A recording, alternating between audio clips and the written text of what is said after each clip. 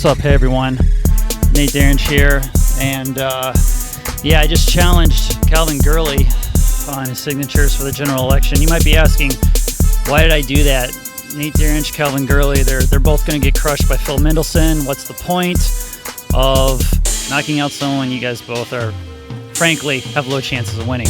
Well, the answer is just the integrity of it. Calvin Gurley submitted like 3,098 signatures, and you need 3,000. However, he was missing 10 pages, and there's at least 14 pages where the affidavit wasn't completely filled out, nor was there a date on a bunch of the signatures. So basically, I think it's important to challenge signatures because it helps keeps our voter rolls clean. And Washington, D.C. is one of the few places on earth where we send out a ballot to every single resident. And so when there's an opportunity for normal citizens to take part in the political process to help clean up our electoral rolls, I think it's very important, and we should take every opportunity to do that, to take a look and see if the addresses are right, because the more integrity there is in an election, the safer everyone's vote is, because otherwise your votes don't get canceled due to fraudulent votes. So that's why I did it. I spent a lot of time challenging signatures. I mean, as a candidate, I spent dozens of hours collecting signatures, and for a Republican in D.C., it's the equivalent of an Easter egg hunt. Since you can't just stand on the corner of Eastern Market and have the masses signed, you have to go hunt for the Republicans' signatures. But anyway, the point is, this process of our elections is important, and I'm glad I can participate in it. And then while I'm here, I'd like to share just a few other things I've learned in the process of reviewing signatures. I've looked at the signatures of a few other candidates, and just for fun, I'll just share some of the things that I found out. For the at-large candidates, we need to get 3,000 signatures turned in. A lot of the big candidates got many more. Alyssa Silverman turned in 4,140 signatures. McDuffie had 6,111 signatures. Graham McLaughlin turned in 5,409 signatures.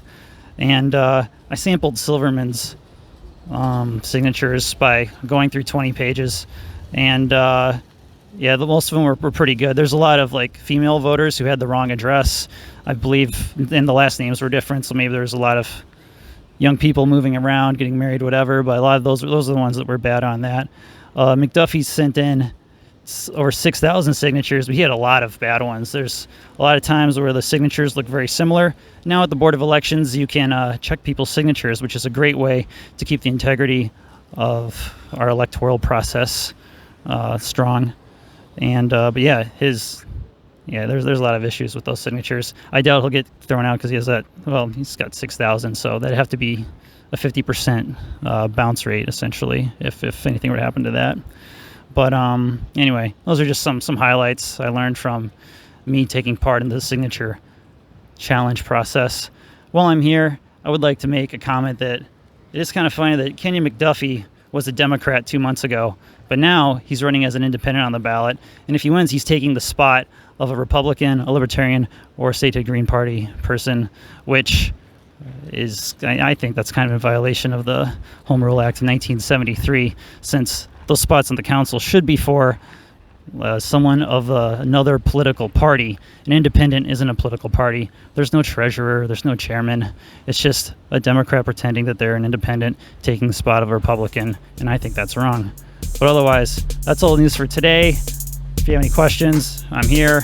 If you want more information, you got nateforchair.com. And thanks for listening. And let's, take a seat and listen. Thanks.